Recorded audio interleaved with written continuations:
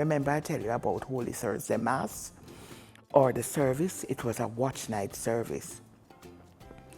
And let me tell you something.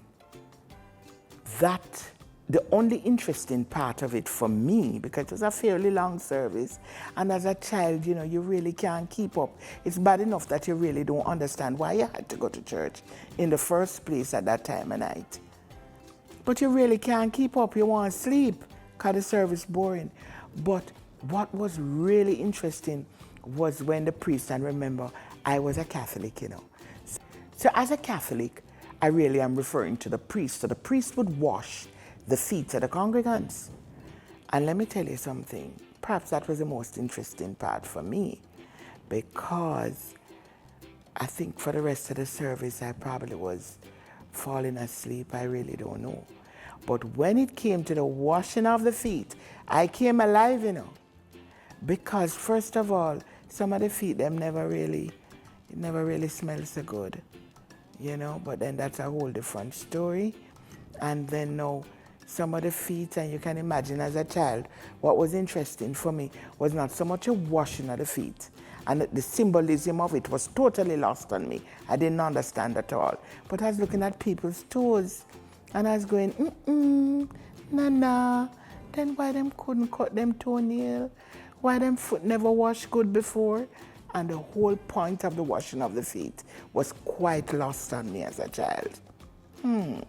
Now that I'm bigger, I totally get it.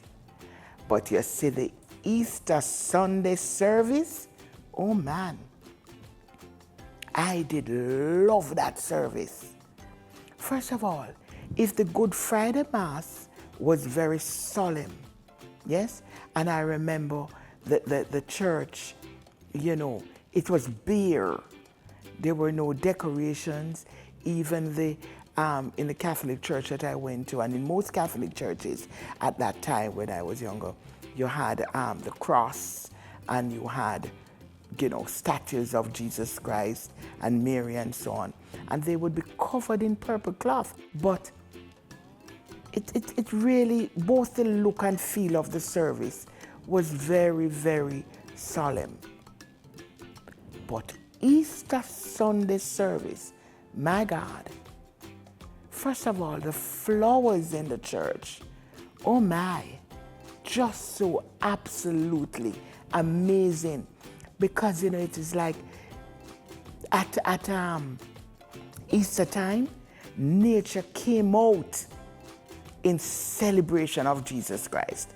So all the lilies, all different type of lilies, white lilies, orange-colored lilies, a lily that I loved called Candy Lily because it had red and white stripes, and the church would be decorated, a whole garden of flowers in the church, yes? And you see how I dress in white? Yes, me there. And you see the pretty dandan of the scarf. You see, at Sunday service, everybody wore white. Almost everybody wore white. But they would also sometimes wear, like, the ladies would have a nice, soft, pastel shade, like lavender, a lavender outfit. But something really nice and soft. But more often than not, people would wear white for Easter Sunday.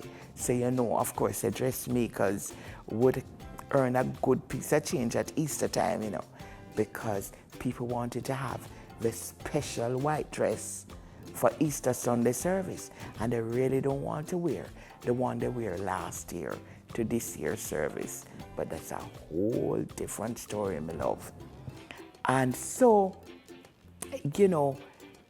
Easter Sunday, while it celebrated the resurrection of Jesus Christ and the redemption of all our sins, the truth is, a lot of people brought over a lot of the secular into it. They brought their own vanities into it because, like I said, they had to look just right.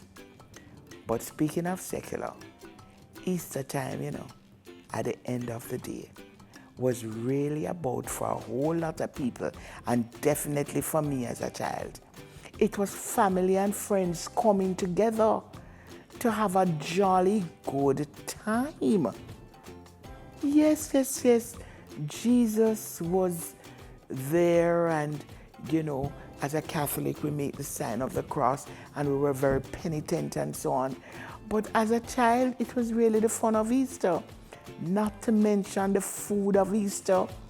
My God.